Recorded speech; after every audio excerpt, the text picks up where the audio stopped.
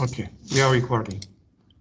So we are going to solve some exercise in exercise 03.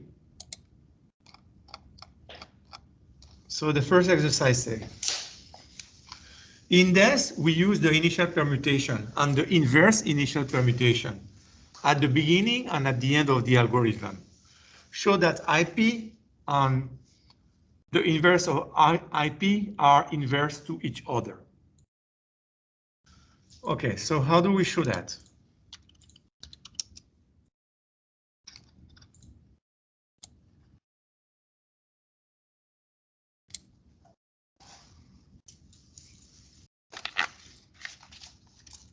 Give me some idea. What idea do you have? If you have to show that, you will do what?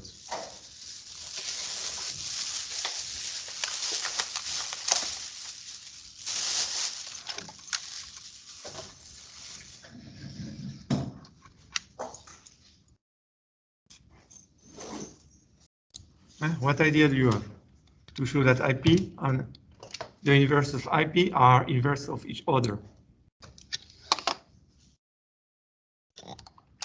So let's see, for example, what will happen. So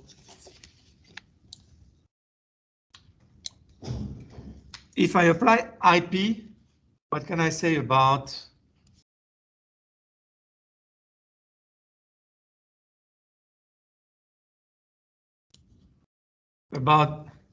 bit 58 of the input?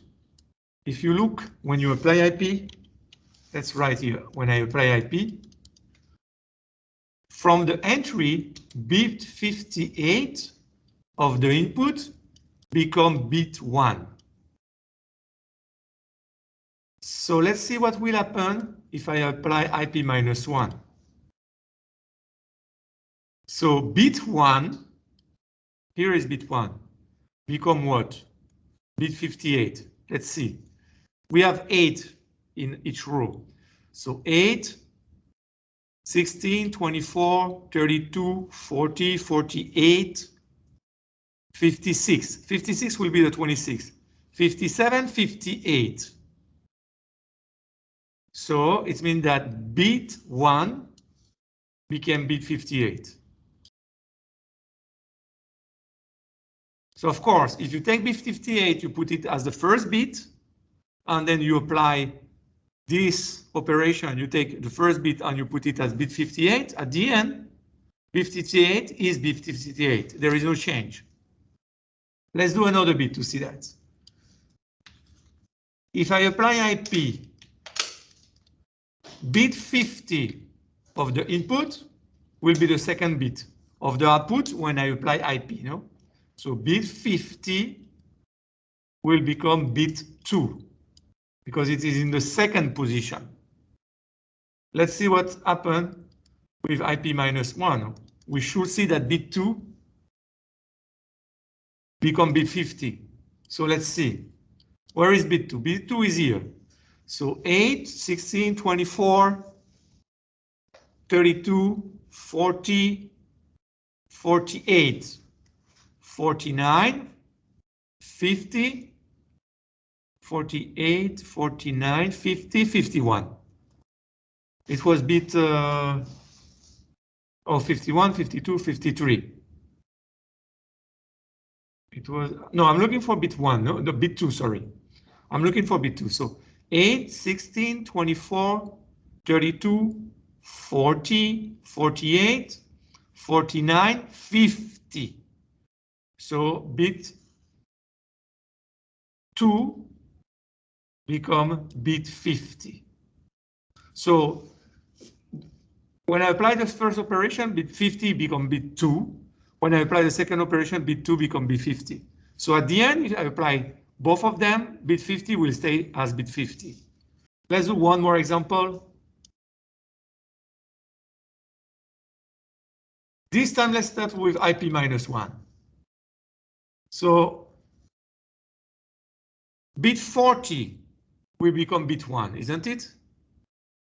So let's write that. If I apply IP minus 1 first, because I can apply then it's any order.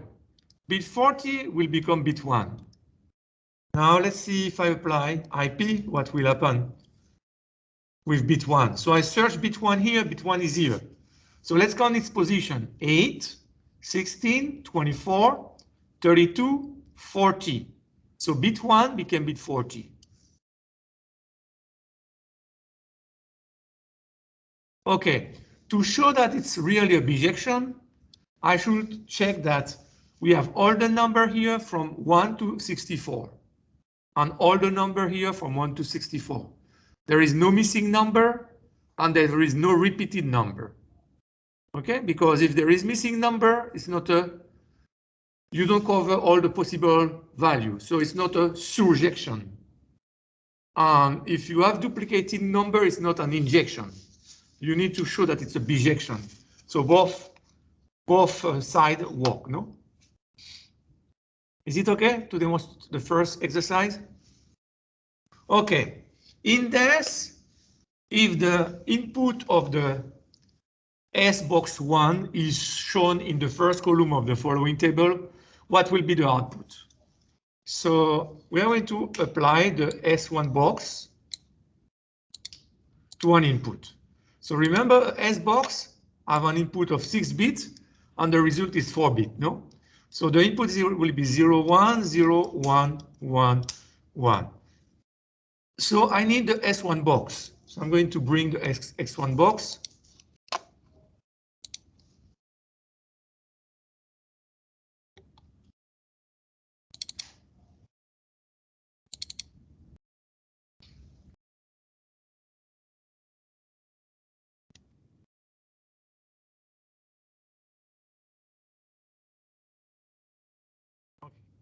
Here is the X1 box. Let me see if I can put it on the side.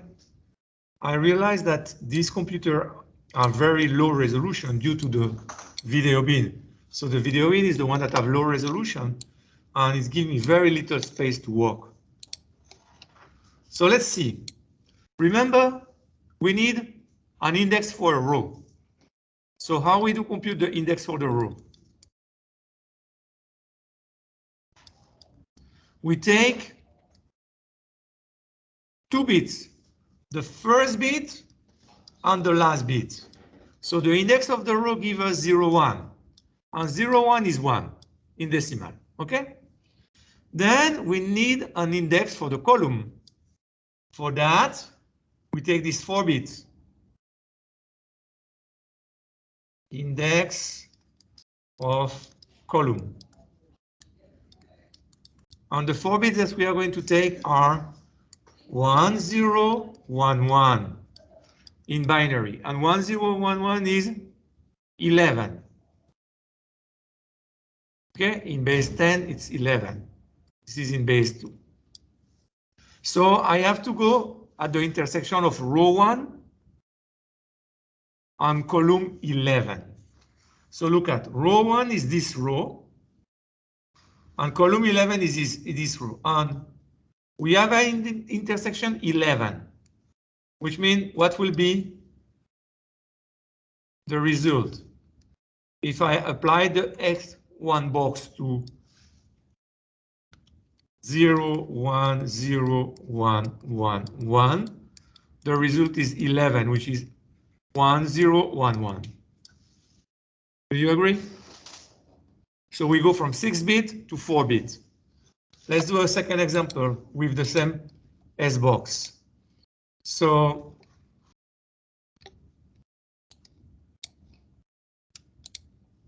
now if the input is 0, 0, 0, 1, 1, 0, the second example here. So we have 0, 0, 0, 1, 1, 0. So what will be the row index? 0, 0. I take this 0 and I take this 0. It's give me row number 0. What will be the column index? So I take the middle bits, which are 0, 0, 1, 1. This give me 3 in decimal. So I have to go to the intersection of row 0 with column number 3. So row 0 is this row, and column number 3 is this column.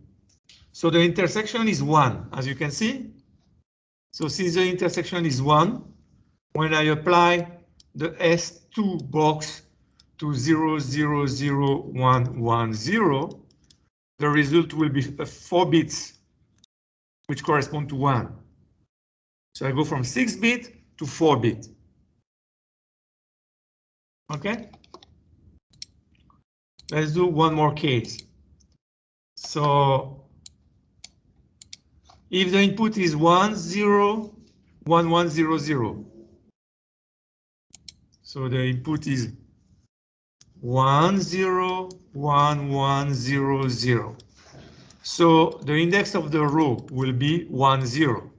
Okay, I take this one and I take this 0, which gives me 2 in binary, in decimal. The index of the column, I take those that are in the middle. So 0, 1, 1, 0.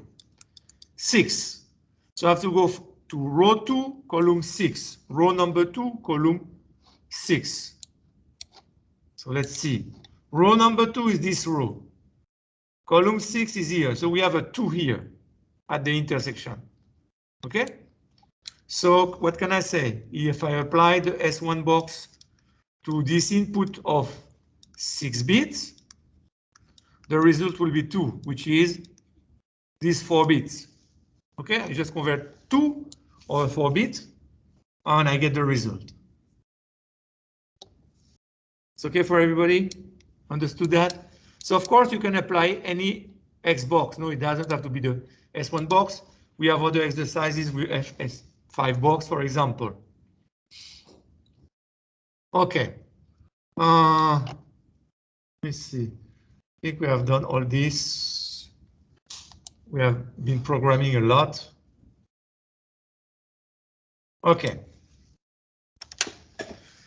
Using the command openSSL of Linux, find the encryption of the following block with this. So before I do it with the command of Linux, I'm going to go to a desk calculator online and compute the result. I'll just verify that my result will be the same as the one that I will get online. So desk calculator, and let's just do some example.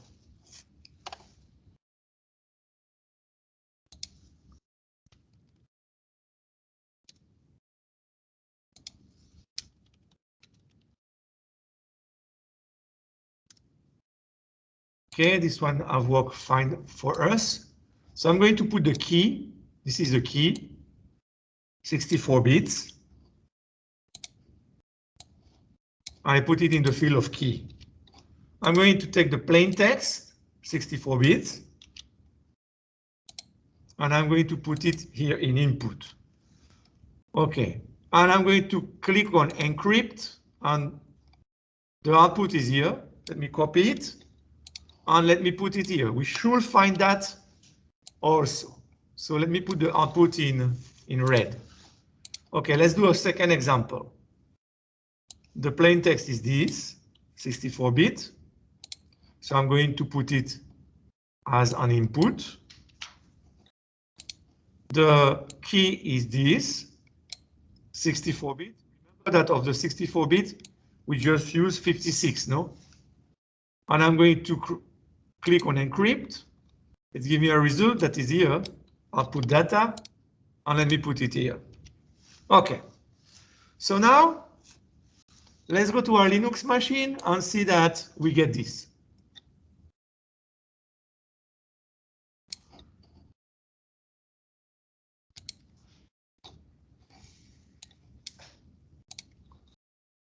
So my Linux machine is here.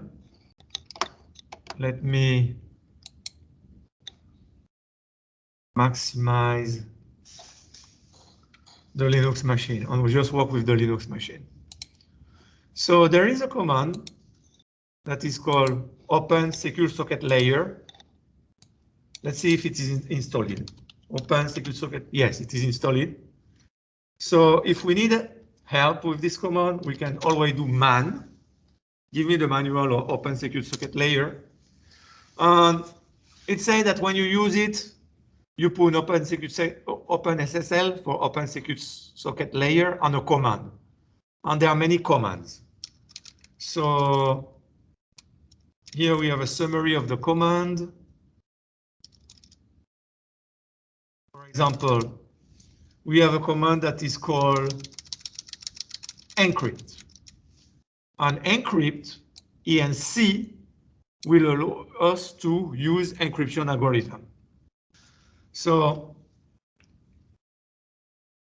we can do, for example, also this.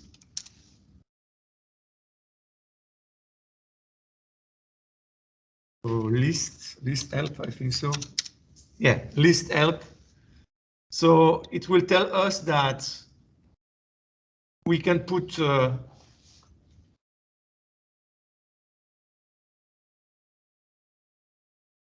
command after the open secure shell.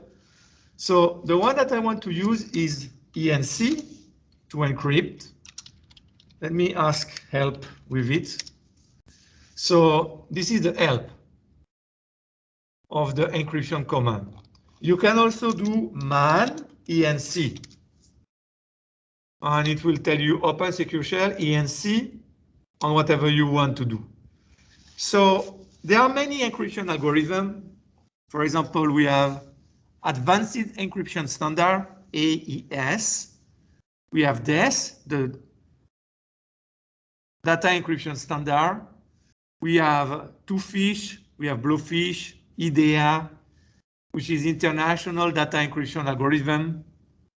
We have a lot of algorithms. So I want to have a list of cipher algorithms. So to get a list, look at, we have the option list.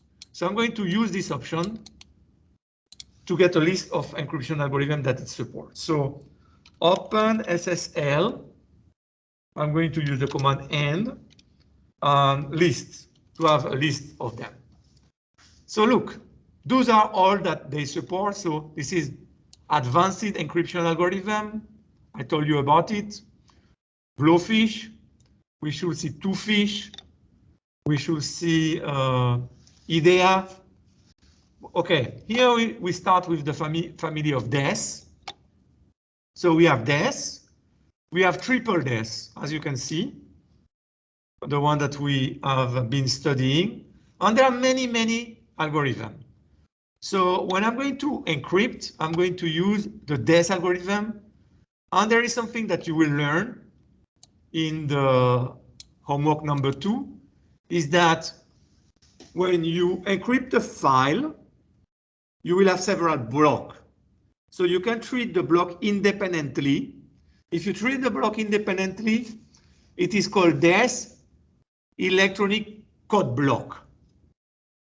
So we are going to use DES electronic code block, which means that the first block is independent from the second block. I don't take result from encrypting the first block to feed them when I encrypt the second block. If you use any other possibility that exists here, you will take the result of the first encryption to feed also the second encryption, the second block. So the one that we need is DES, electronic code block. So if I look at the man page of ENC, look, we are going to put ENC, the ciphertext, the cipher algorithm.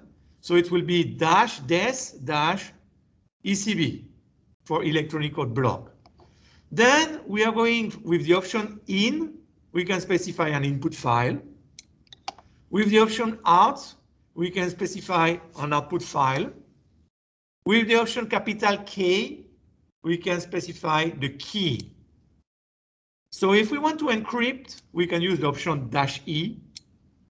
It's optional. If we don't specify the option, it will encrypt. And if we want to decrypt, we can use the option -D. And there is an option that is important, no padding. if the block don't have 64 bits, to use this, I need to do padding first. So we are going to start with block of 64 bits. And we are going to see that we don't need to do padding to do the block. So let's come back to what we have to do. We need to encrypt this plain text. So what I'm going to do is show you some command that will be very useful. For example, there is a command that is called xxd, and it's very powerful. You know what is the ASCII code, no? If I ask you what is the ASCII code of A, what is the ASCII code of A, capital A? 65, yes, which is 41 in hexadecimal. How can I ask the computer to show me the ASCII code of capital A? So there is an ASCII table. I can do man ASCII. Okay, so it will show me, for example, look here. It's separated in two columns. The first column, the second column. So here we have, for example, a character, the character capital A. In hexadecimal, its ASCII code will be 41. And in decimal, it will be 65. B will be 42, C will be 43, in hexadecimal, blah, blah, blah, up to Z. Get the ASCII code. But it's not the only way. I can do, for example, echo -n A, use the command xxd. It will show me the ASCII code. So look, tell me the ASCII code of A is 41. Now, if I have a longer string, for example, like ABC, it will say 41, 42, 43, because A is 41, B is 42, and C is 43, no? Okay, let me tell it, group them by 1 byte, so they separate them. You see, it's 41, 42, 43. So if I ask you what will be the ASCII code of hello, we need the ASCII code of H. So let me open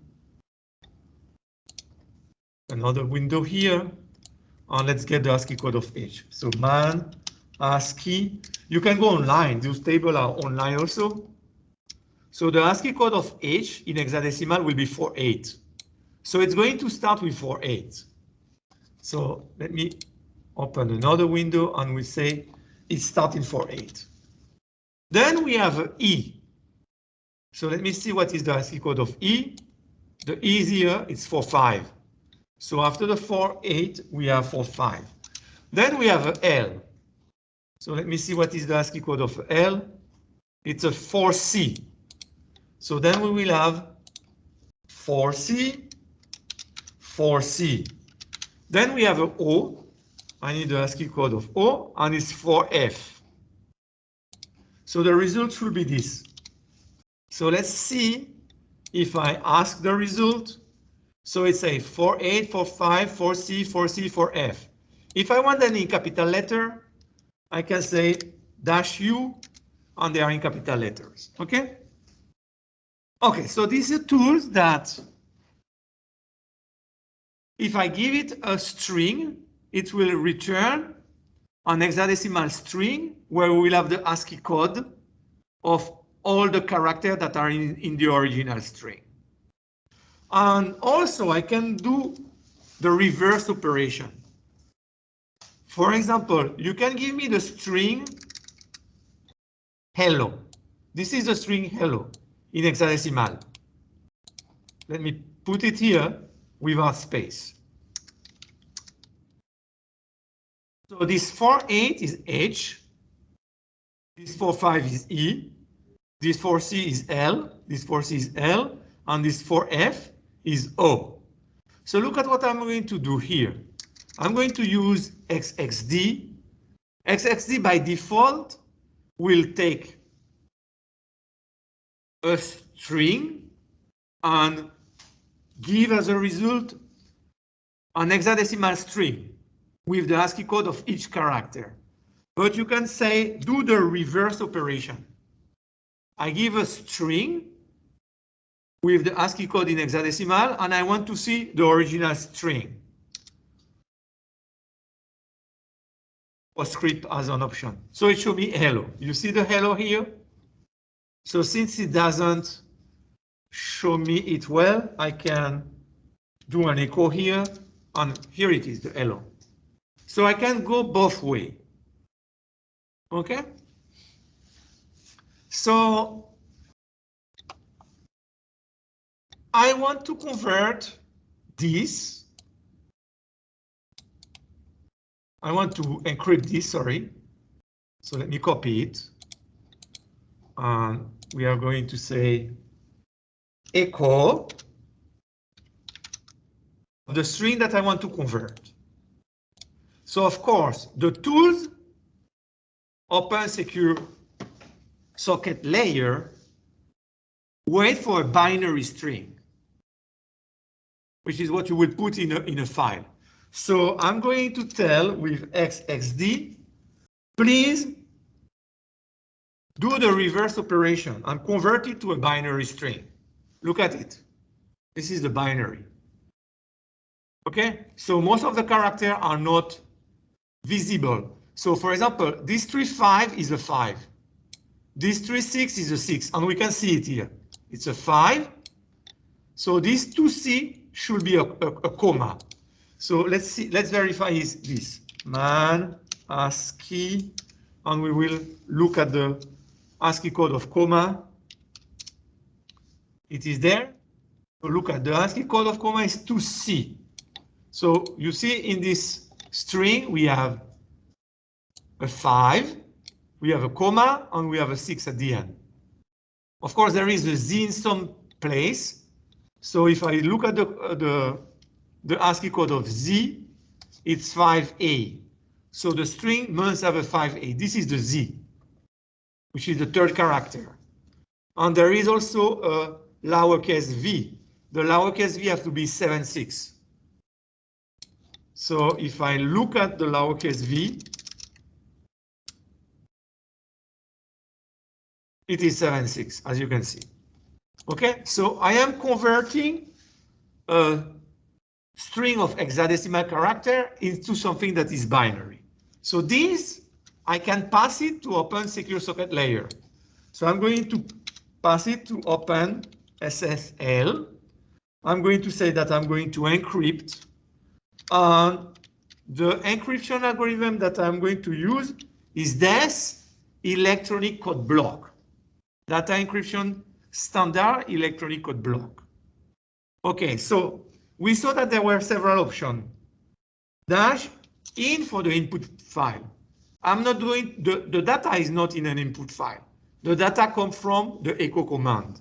So I'm not going to specify an input file. I can specify an output file.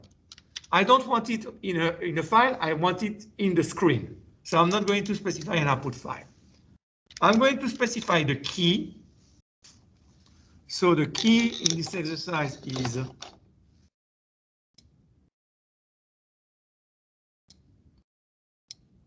is this key. So let me copy it.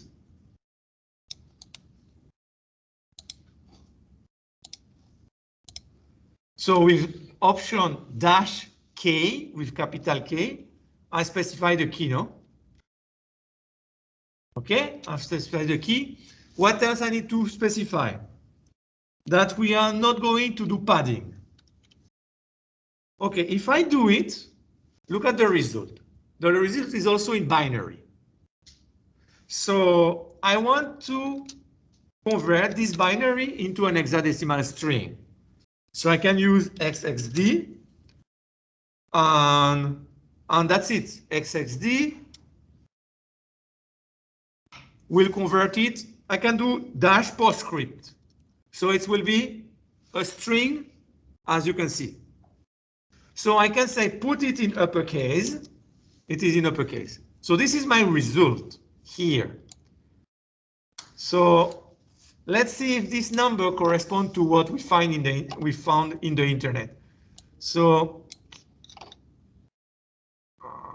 it's not easy to go back to the window machine. I should have done that all in the Linux machine. Let's verify if we can. What is happening here?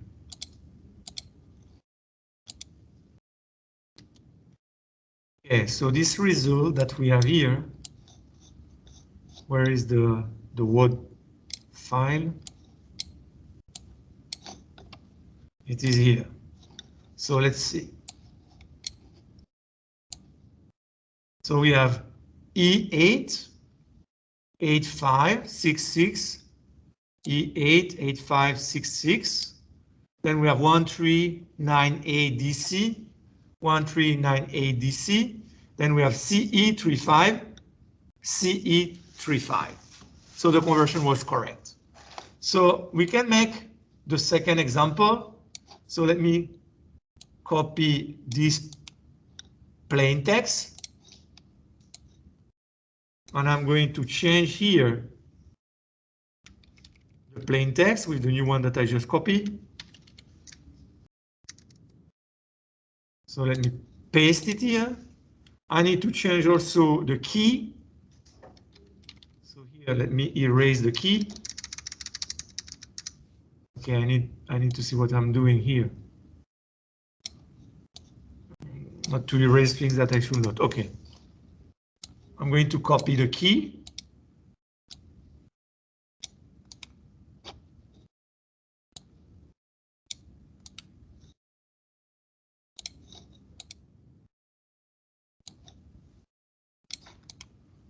Paste, and I should be okay. So look at the result, 66D5. Okay, let's read here. 66D5, 642C. 66D5, 642C. Then we have CA5896A3, CA5896A3. So it did work. Now, if I want to do the inverse operation, so look, this time I'm going to put the ciphertext. For example, I'm going to put the ciphertext that is here. And I want to see if it's allow me to paste it.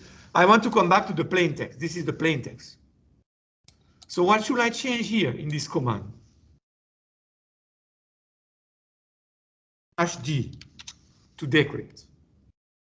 So in the first command, we didn't put -E. If we don't put it for encrypt, it will be encrypting.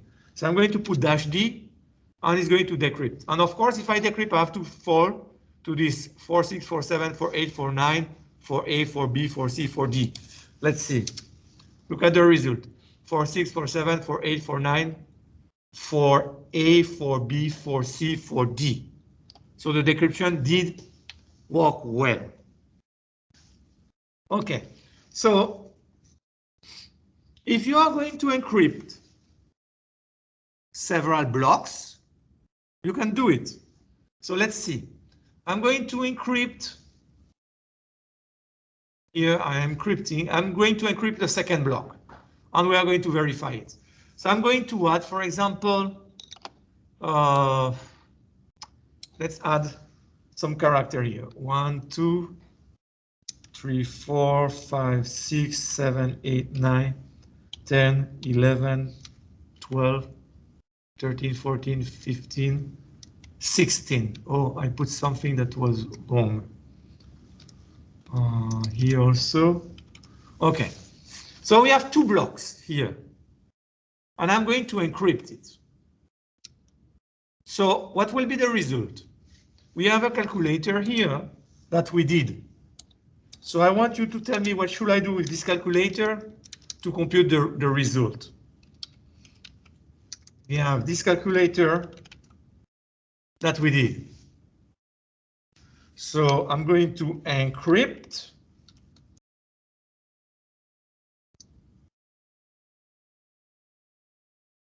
Encrypt what? the first part, I think it ends here. 4G, 1 byte, 2 byte, 3 byte, 4 byte, 5 byte, 6 byte, 7 byte, 8 byte, 8 byte, which is a block of 64. So the plain text will be this, and the key we have it here.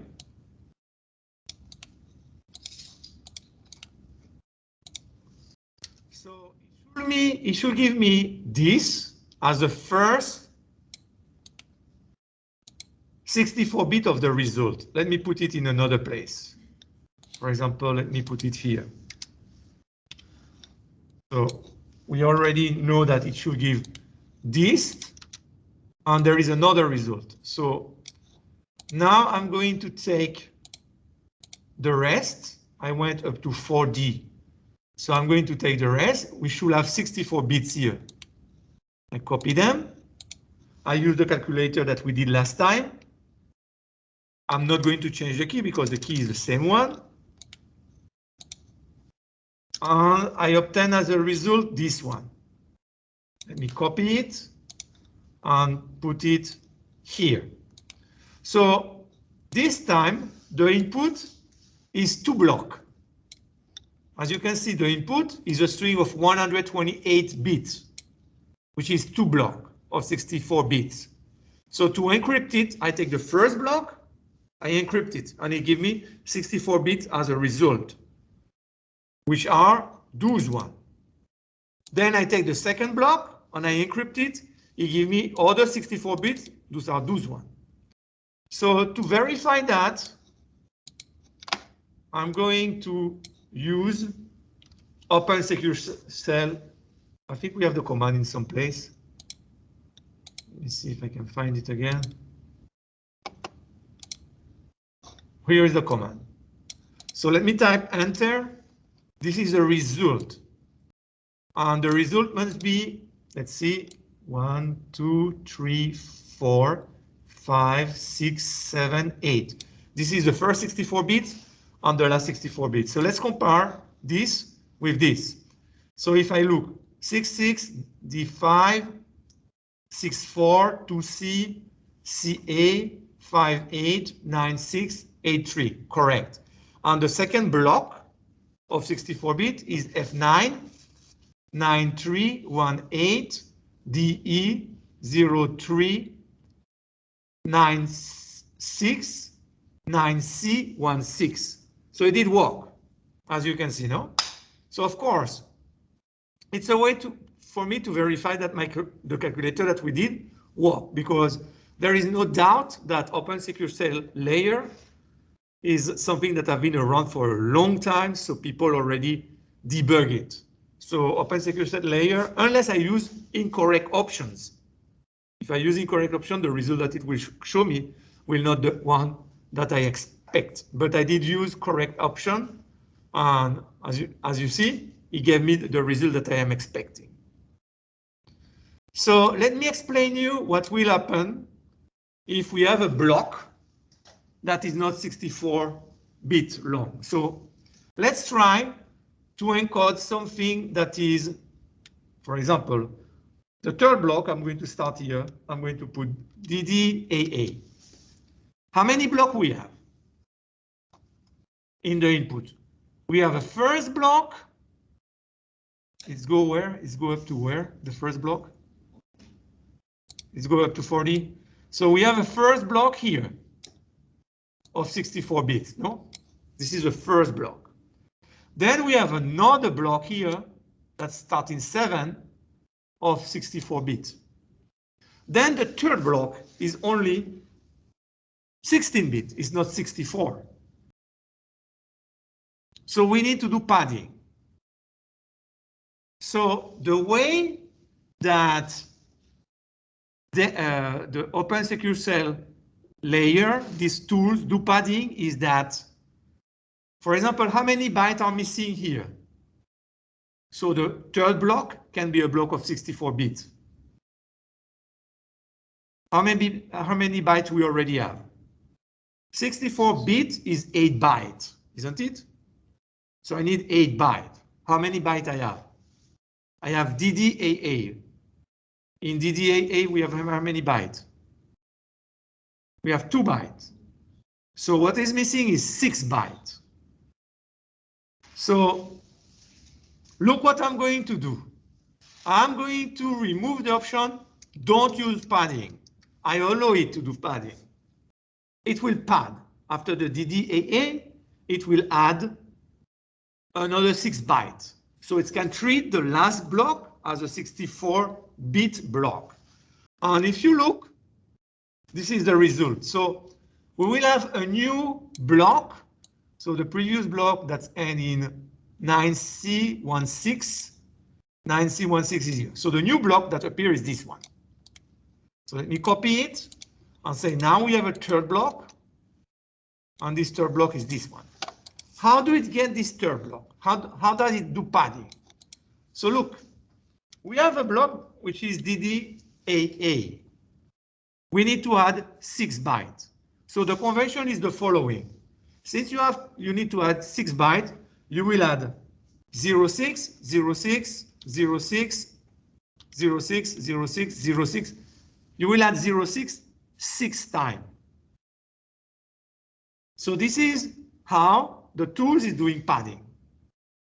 So to verify it, let me take my calculator. We did a calculator here that will help us to do that. I'm going to use my calculator. We are going to say that we are going to encrypt to verify that. We are going to encrypt this block that I did padding manually with this key. And that's it, no? I paste the key and I look the result. So the result is this one. Let's compare this with the result here.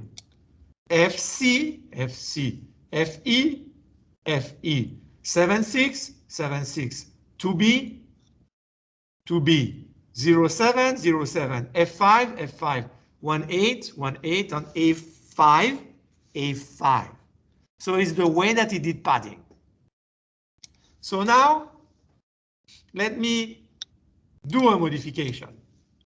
So let's say that the input, let me remove the last 2 bytes. And I put, for example, 5A, 5A, 0177, BC. So the last block is what? Is this. This is the last block. So how is the tool is going to do padding? So let me compute it.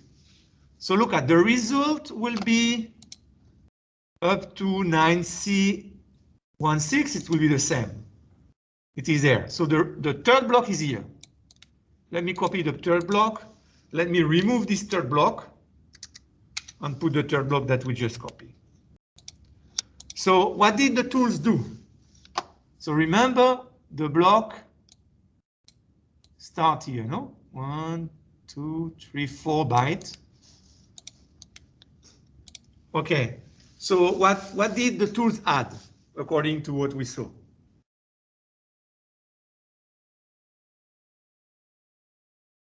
It will add what? So how many bytes are missing to have a block of 64-bit? How many bytes are missing here? How many bytes we have here in this string, in this hexadecimal string? 5A is a byte, isn't it? 01 is another byte. 77 is the third byte. BC is a fourth byte. So missing byte, 4. So it will do what? 04, 04, 04, 04. Okay? If the number of missing bytes is 2, 02, 02. If the number of missing bytes is 7, 07, 07, 07, 7 times. So here the number of missing bytes is 4, 0, 4, 0, 4, 0, 4, 0, 4. So let me take this block and try our calculator to see that our calculator is going to say, yes, we were right. So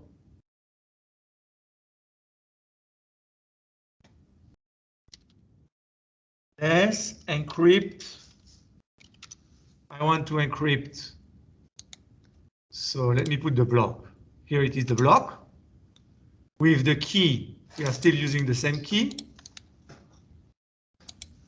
And we should get, so it starts with 33. So let me compare this, which is the last block, with what we just get here. So 334C to 2BC, 334C to 2BC, correct. Then 992FDD, 992FDD. So it did work. So we already know how it do padding.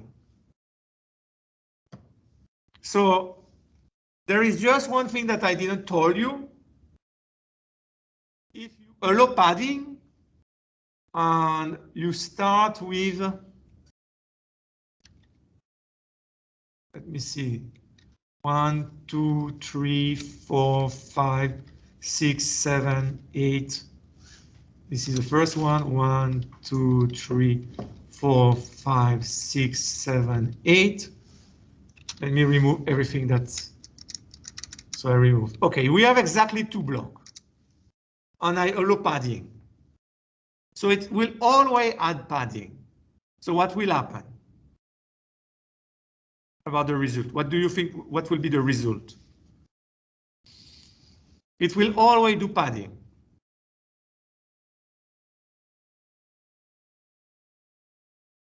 So the input have how many blocks? This input have how many blocks? 2 blocks of 64 bits, no? I just separate them for you like that. This is 2 blocks of 64 bits. The output will have 3 blocks of 64 bits. And the third block that is going to encrypt is 0808088 times. So when 1 byte is missing, 01. When 2 byte is missing, 0202. When 3 byte is missing, 030303. 4 byte is missing, 04040404. If nothing is missing, I add 1 more block with 0808088 times. So look at the result. Let me do the result. So we will have the same beginning here. Let me remove the last block here. So this block is the one that is there. Then this block is the one that starts here. It ends in 9C16. So the third block is this one. Let me copy this third block. And let's verify that this third block was the codification. I have the third block here. So let's verify that this third block was the codification of 08088 times. So for that, I'm going to put here 0808088 4 times, 5, 6, 7, 8 times. Look at the result. 499826B. 499826B. Then we have E6FD4864. E6FD4864. So it's correct. Okay? So let's do an exercise. I give you the string hello Birmingham. And I want you to encrypt it, for example, with the same key that we have here. So we have the string hello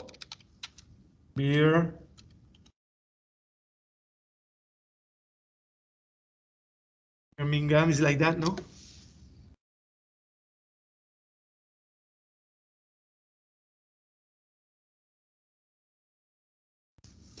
We have this string, and I want to encrypt it with this key. What should I do?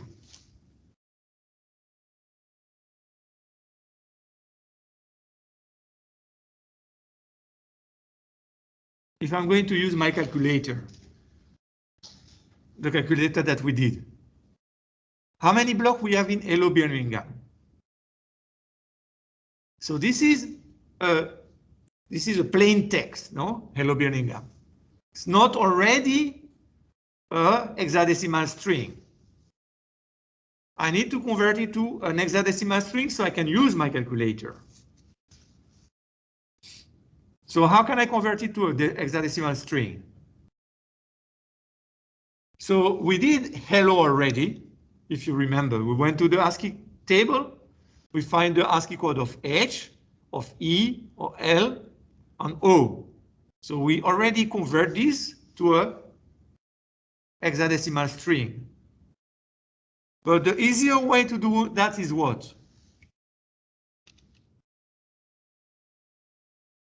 I can use what? The XXD command. If I use the XXD command, look, this is H, this is E, this is L, L, O. This 20 in hexadecimal is a space. Then we have the B. So remember, for example, A is for 1.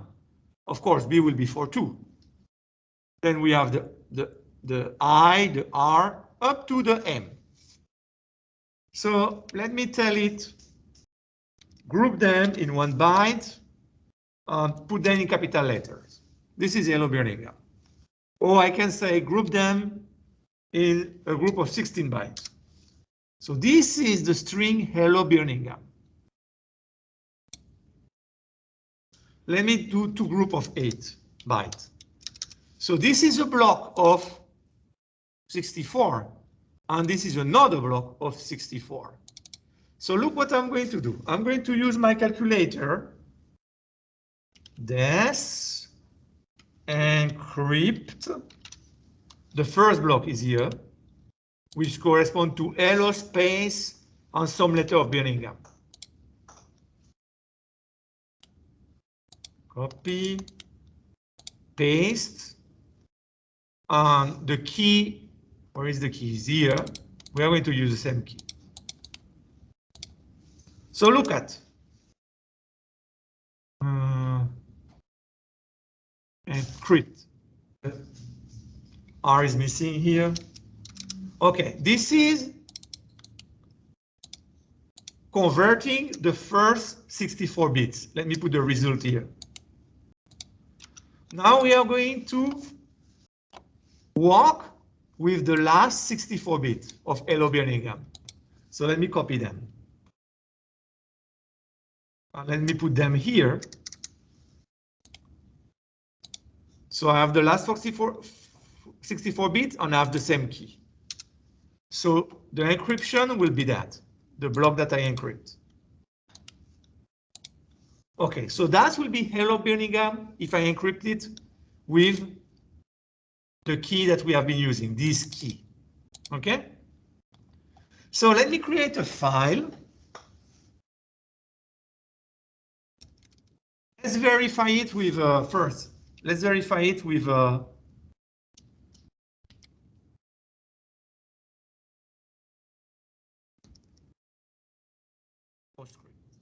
this is Hello Birmingham. This one I'm going to send it to open secret socket layer. I'm going to encode using this electronic code block.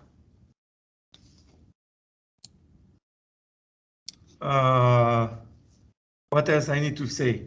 The key is going to be, the key is here. Let me copy it. Let me paste it. I don't have to put it. If you don't put it, it will encrypt. -E, it will encrypt. Let me see if something is missing. So of course, the result will be something that is in binary. I will not understand it. Look at the result. So since it's in binary, I will ask XXD to change it to an hexadecimal string. Here it is. So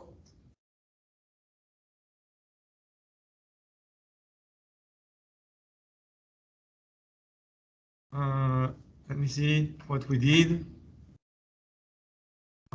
There is, before I do that, okay, this give me that. So, by the way, I don't even need to do that. I can just send hello Birmingham to open secure socket layer. So encrypt with this electronic code block, and the key is, let's copy the key again, where it is here, copy, and the key is this one. So of course I will not understand it, so I need to use XXD. I'm going to do group of 8. I want them to be uppercase. And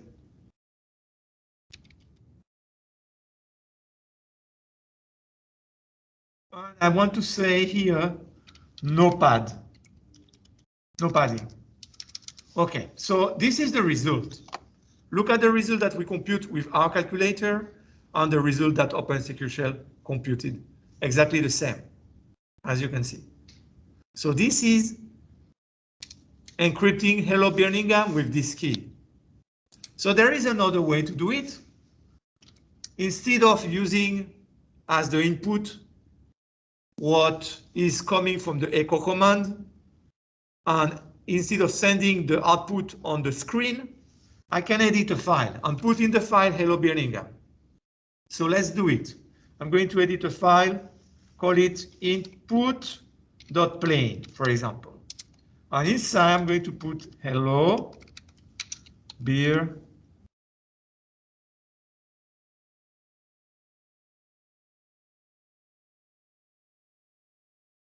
It's like that, Birmingham. It's correctly written, no? I don't know how to write Birmingham, but my students don't know either. And they have been, oh, it's Birmingham. And they have been living in Alabama for years.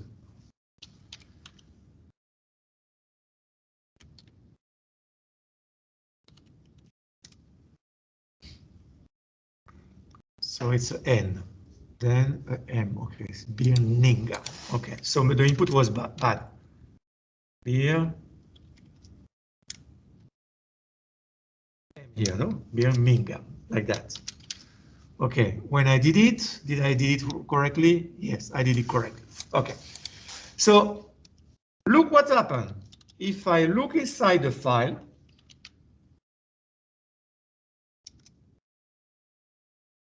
with XXD, we have the string that we already know, no?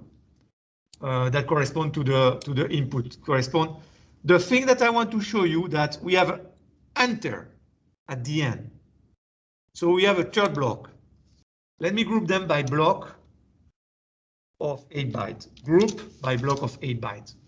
So we have 8 bytes, then another 8 bytes, and it add at the end an enter. So if you count hello space Birmingham, how many characters we have? 16. If I look at the size of the file, I have 17 because of the enter. Look at the 17 that it says here. There is an enter. So I need to remove this enter. So I'm going to use what we call an hexadecimal editor. Hexedit is in this machine. Oh, it's not there.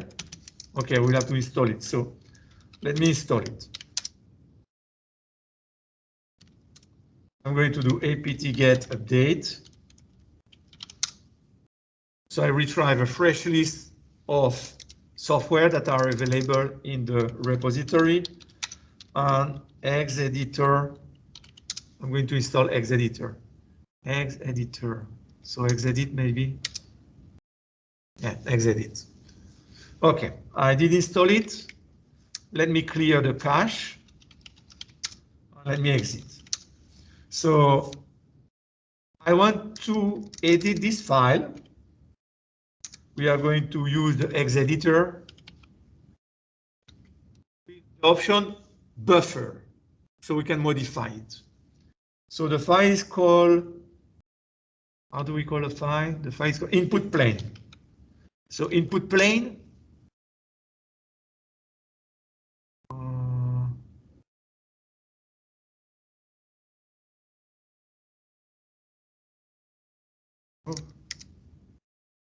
Yeah, so I need to remove this guy. Nothing to copy. I want, no, it's different. Let me see if I can go out.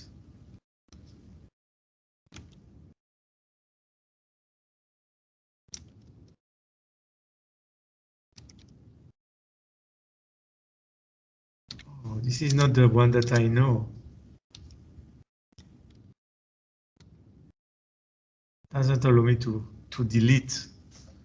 Wow.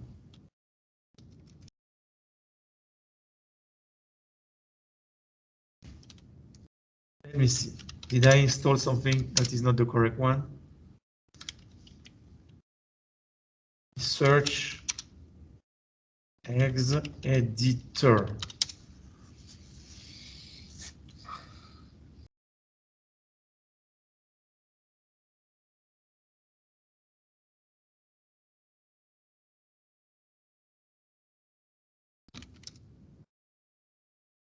So the only one that we have is Xedit.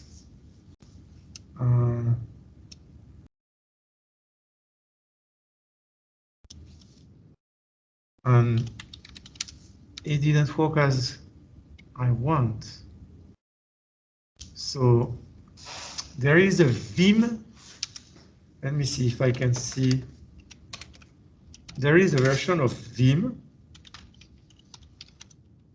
that is an editor also.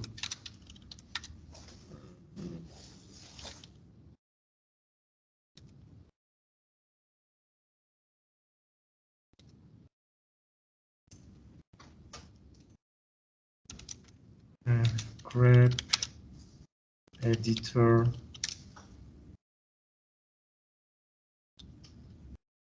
Let's see if I see it.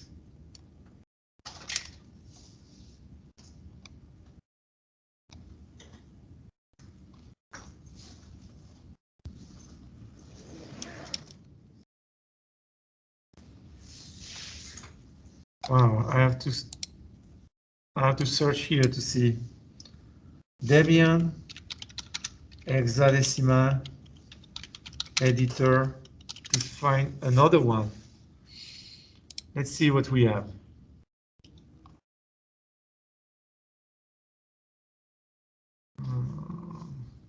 XXD, the one that we have been using. Xedit. Yeah, this is the one I would like to use, but Exil. Let's try Exil. I did show you in the list.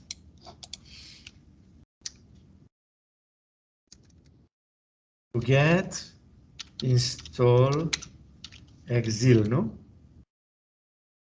How it was? YL. Okay, I install it. Let's see. Exil. My file is file. No, it's input. Yeah, input plane.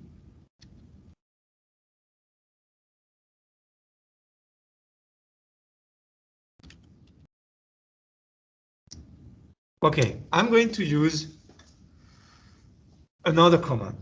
Since I cannot edit it, I need to remove this enter that is at the end. You see this enter that is there? I want to remove it.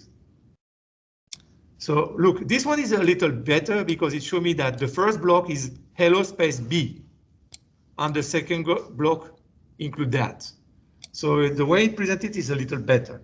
So what I'm going to do, because I need to remove this A, the input file will be input.plane. The output file will be input2.plane. The block size 1 byte. And the number that I want is 16. The number that I want is 16. Okay, so let's see now if the new file that I generate is the one that I want. So it's input to plain. It has 16 bytes, as you can see, and it should not have the enter at the end. So let me just verify it with XXD. So you see it have Hello Birmingham. If I group them, so this one was better, the previous one. So let's put exil. It showed the things better. So it doesn't have, it have two blocks, as you can see. So now, how can I use this file to generate, to encrypt it? So you can do open secure socket layer, encrypt -E for encryption, which is not required. So we are going to put the key. Let me see if I can find the key in the past. The key is here. So let me copy the key. Okay, so I'm going to paste the key. So I'm going to say the input file is input to plain, and the output file, let me call it input to .cipher. And we are not going to use padding, so no pad. So it did generate a file, which is called input to cipher. So with this new editor that we just find with exil, we are going to see its content. So look at its content.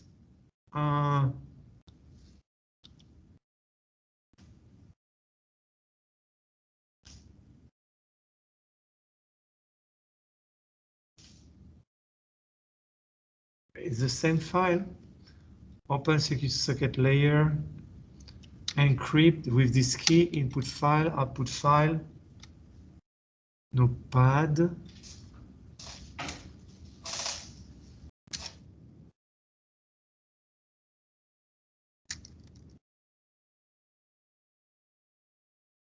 This is okay, but this one is a copy. Why it's a copy?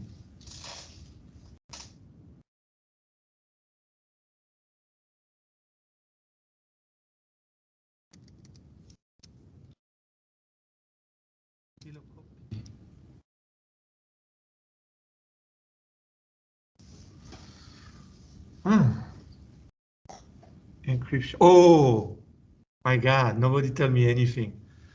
This electronic code block. Okay, so let's see it now. Okay, so look at it. This is the first 64-bit. It should be this one. So 9410E65F, which is the first 4 byte. Then we have 49C644B9, B5, it is correct. And then we have 32, 2F, 2A, A1, 32, 2F, 2A, A1. Then we have 87, 9A, 62BF. It's correct, no? A7, 9A, 62BF. So as you can see, we can use it specifying the input file, the output file. So of course, this file, you send it over the internet. And you don't worry that somebody can get a copy because it's encrypted. Of course, the person that received this file will generate the Hello Birmingham. So let's remove the plain text. Let's generate it. So we have it here, the plain text, and we have it also here with enter. So if you look, now I just have this ciphertext. So I'm going to do the inverse operation. So the inverse operation will be, I want to decrypt. The key is correct. So the input file will be the ciphertext. And the output file will be, let me create a file with a different name. Let's call it aa.plain. We just create a file that is called aa.plain. Should be 16-bit long. And I can see its content, no? And as you can see, say hello Birmingham. So I could decrypt it.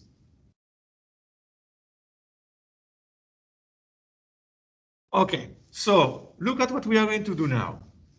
Do you have any question about this? Is it clear for everybody?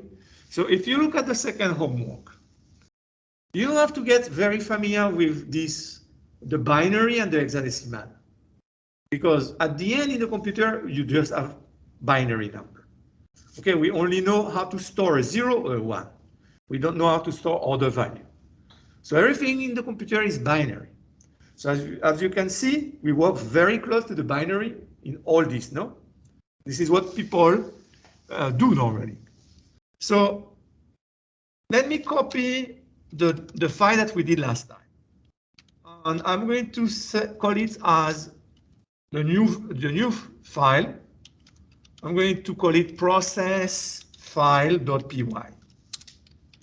So I'm going to, since I have a copy, there is no problem. I'm going to change. And I want now a program that will work totally different. So let me remove all this. So in this program, when we will execute it, we will use it like that. We say the name of the program. We will put, if we want to encrypt, we will put encrypt. Then the name of a file. So input, that will be, for example, if I encrypt, this will be the plain text. Then a name of an output file. And that will be the ciphertext. Then the key. So here, let me just put key. So when we use it, we will use it like that.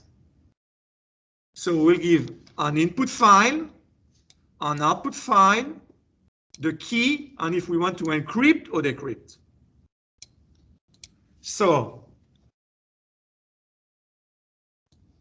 what should I do? Let's start doing that.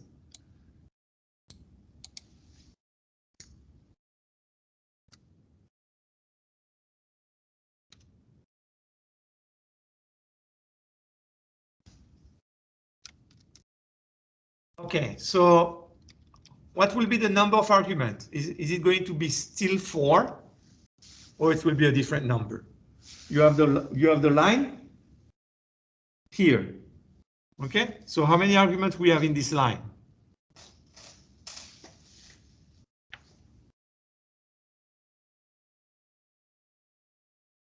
How many? I should compare it with what? The length of this array. I should compare it with which integer?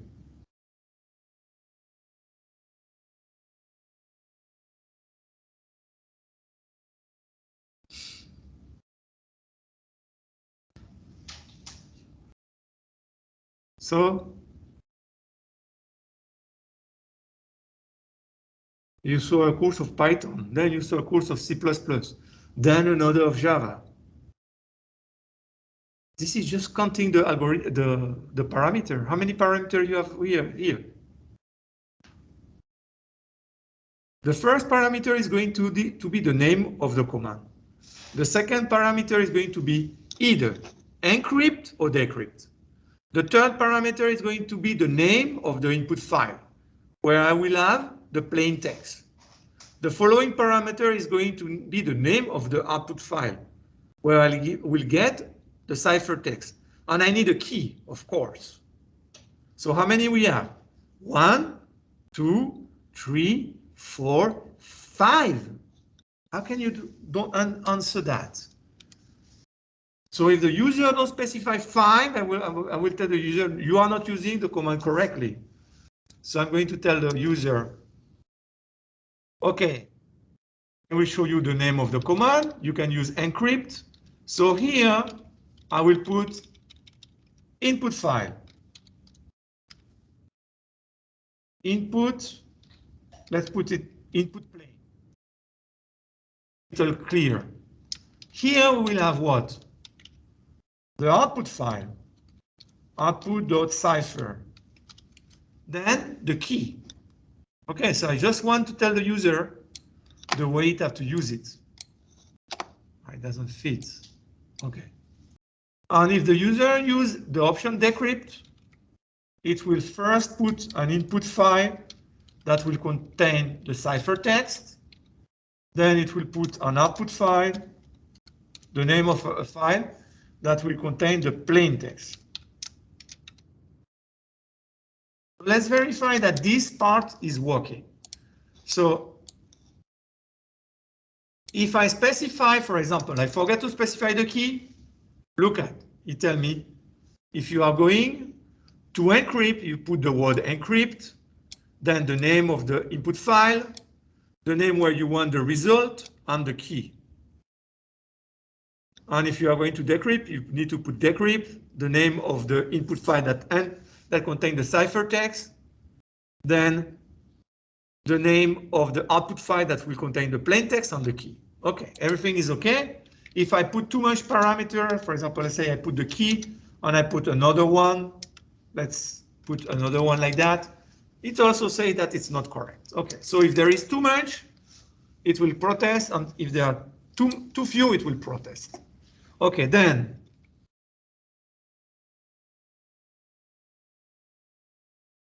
ARGV sub 1 will be encrypt of the encrypt. So I just verified this here. So it's okay.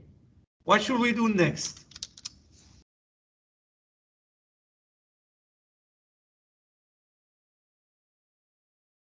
What should we do next?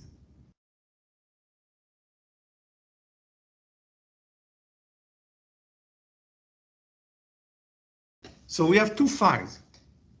One must exist. It has the input. On the other, I'm going to create it. So the one that exists, I'm going to open it in read-only mode. And the one where I want to write the result, I'm going to open it in write mode.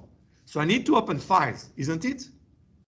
So let's put input file name. What will be the input file name?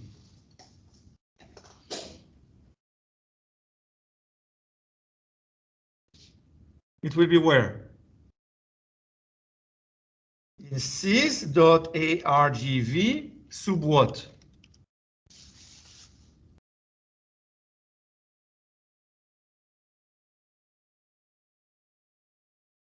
Ah, thank you. So glad. Okay. Output file name will be where?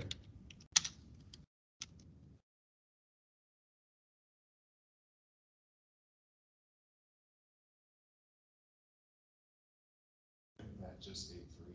Of course, it will be 3. And the key will be where? The key in hexadecimal. Let's put key in hexadecimal. Will be where? In sys argv sub 4. Okay, so I need to open this file. If it doesn't exist, I will show a message saying it doesn't exist. So how we do that? Let's create this variable that we call input. So we are going to open the file that is storing the input file name. And we are going to open it in read. On inside, we have binary data. So since this can generate an error, we are going to put it between try and expect. Input-output error. So if there is an error, the file does not exist or something, I don't have the right on the file, or for example, it's a directory, all these are reasons to show a message of error. So I'm going to do what? Print problem with input file. And I will show the name of the file. So the name of the file, I have it in input file name. And we are going to send that to the standard error. So sys std error. Then what should I do? I should exit with a different error. So if there is a problem here, error 1. If there is a problem here, error 2. So here, error 3. So let's verify that this works. So look, for example, I'm going to type this command. I don't have a file that is called input plane. So it should tell me that there is a problem with this file.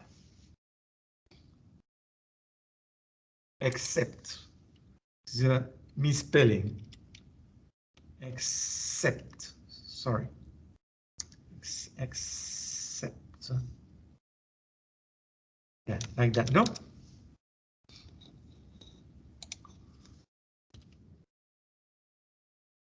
Problem with file input. There is a problem with problems. Okay. So look, if the file does not exist, as you can see, tell me I could not open the file. Now, let me create a directory that is called input plane. You should also protest because it's not a file, it's a directory. So let me do it.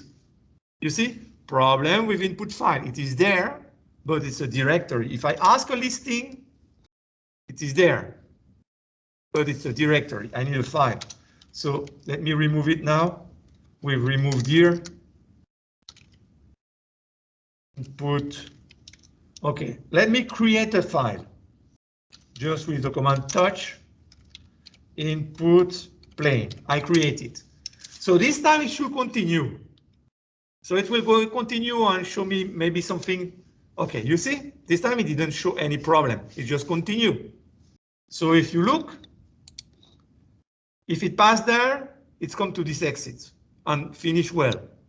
So if I look, my status error is 0. Okay, the file exists, I could open it. Now look, a good thing of that.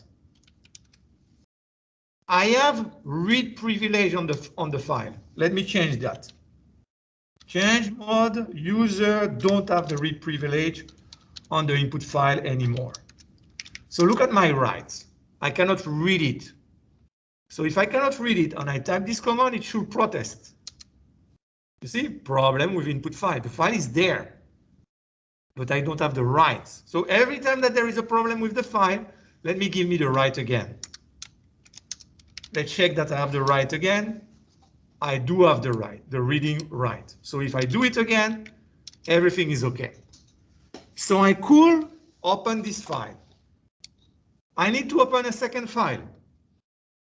So let's put that. Let me copy this line. 1, 2, 3, 4, 5 line. This time, I'm going to open the output file. So let's call it output, the object. And we have it in output file name. So output file name. And I'm going to write a binary file.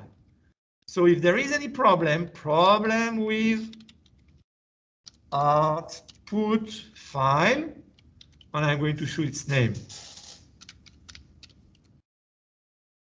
Okay, so if I execute this command, okay, look, here I'm going to exit with a different error, error 4.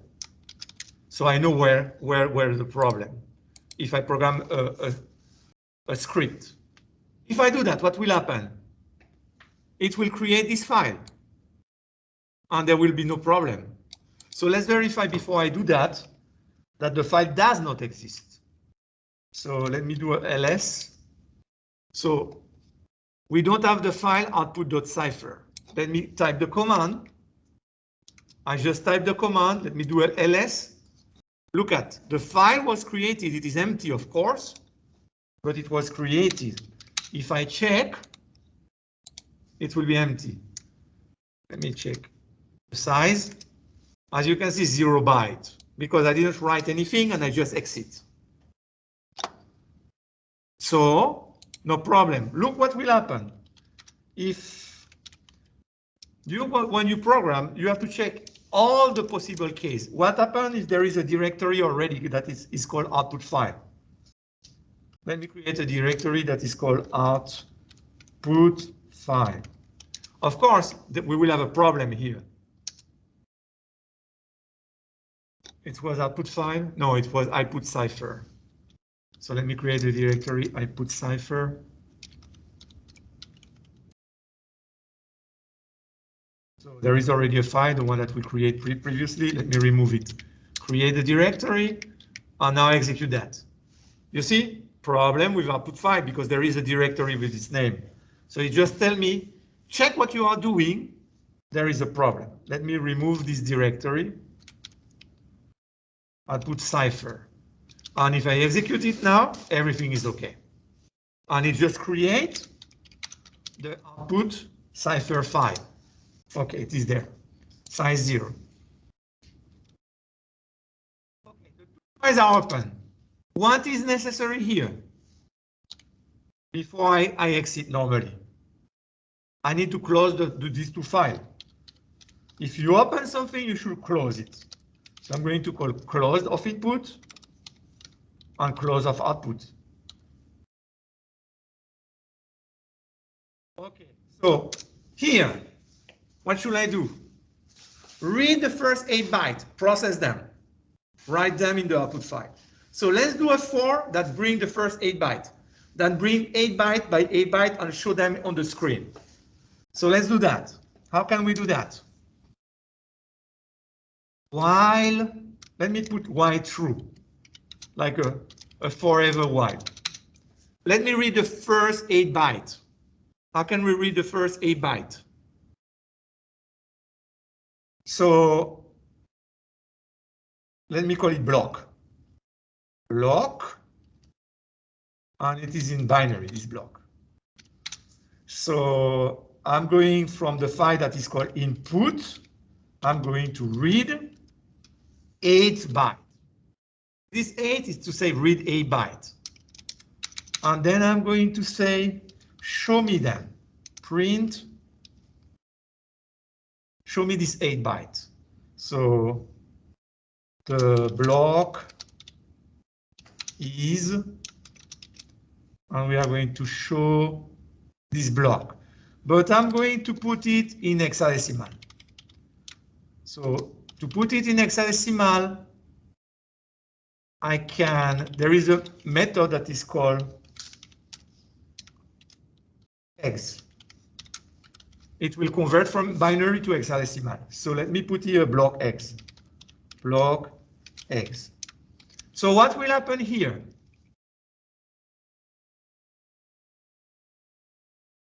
It will loop forever. So I need to put an exit. I could, after that, I could make, for example, if the length of the block that I just read, block bin, is 0, there is nothing to read, no more things. So break, go out of the while loop, and I close the file. Okay, let's see if it brings them. So let me put in the input file some data. So we call it input plane. Input plane. Look at what I'm going to do. I'm going to do echo. We are going to put 01, 02, 03, 04, 05, 06, 07, 08. Then 11, 12, 13, 14, 15, 16, 17, 18. 2 blocks. These 2 blocks, I'm going to write them into the file. So xxd reverse reverse.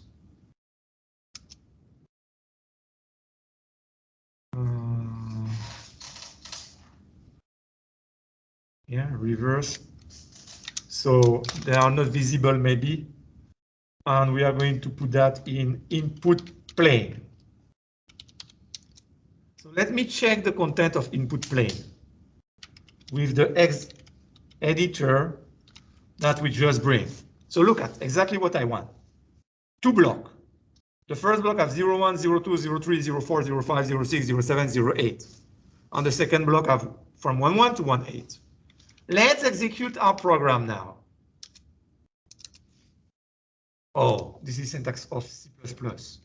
If length of, this is syntax of Python.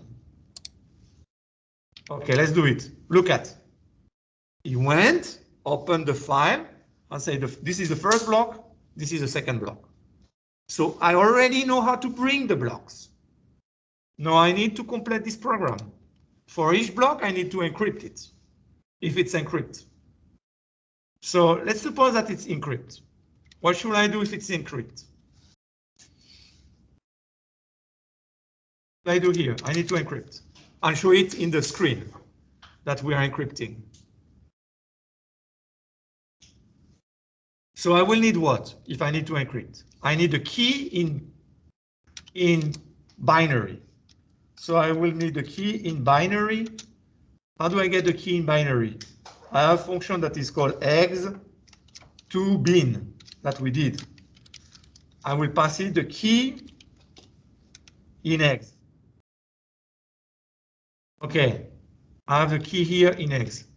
So cipher in binary will be called the encrypt function with the plain text, which will be the block. We have a block in binary.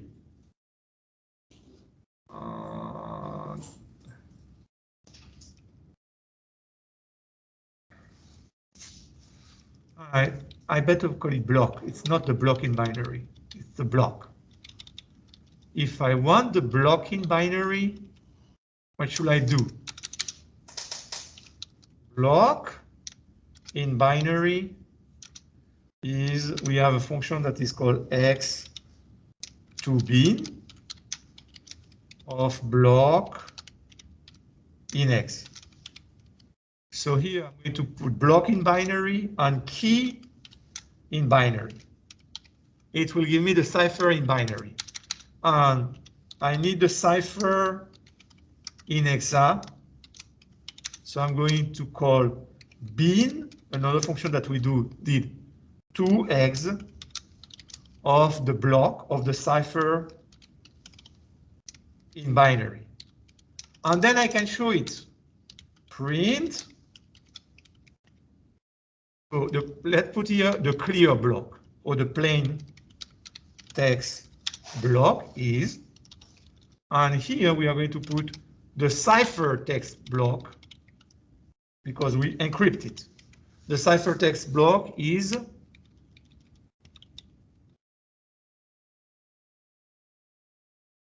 so we have cipher eggs. Cipher eggs. Okay, I think it should work. Let's see. I need a key. Where do we have a key? I don't want to type it by myself. Let's see if we find it. That was a long way ago. Okay. Where is the key here? The key is here. We copy it. Okay. So now I'm going to put the key. Let's see. So look, this, if you encrypt it with this key, you should get this F88. Yes, calculator. Let's see. Here it is. We are just going to verify the first one before we leave. So we are encrypting. So this is the plain text. Let me put it as input data. This is the key. Let me put it as the key. and let me say encrypt. And in the output data, we have 8, F88, FD. You see it here? So it did work. Even better, this calculator should allow me to put the 2 block. Let's put encrypt here, and we should have 2 blocks here. So the second block, here it is. You see the second block? E64974. You see? So small program, so powerful. Okay. Let's stop here for today. So my recommendation, you should already have sent your first homework, no? What that was to get familiar with Linux. The second homework is to get familiar with symmetric encryption algorithm. So you will have several there. We talk about DES and triple DES also in this homework, but we talk also about algorithms that are much easier, like Visionaire or maybe César algorithm. They are also there. So next week, we are going to start the public key cryptography, where we have different keys. We use one key to encrypt and another key to decrypt. This is the one that you, when you connect to your bank, you use this one. Because you never share with the banker, you never share a key. They never ask you, choose a key, so when you access our server, our bank, we will check that you know the key, and we will encrypt with this key. You never. But they do. There is keys involved in all that. So, an encryption, of course. So that's based on the public key cryptography, where we have for each user, we have 2 keys. So each user will have 2 keys. Okay, I see you next week. Remember, it's good to refresh your knowledge in programming languages, no? Like Python or C++. See you next week.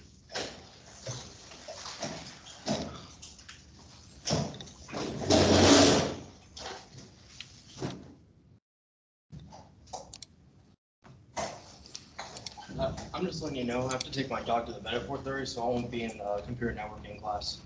Okay, that's fine. Okay, thank you. Okay, all the best.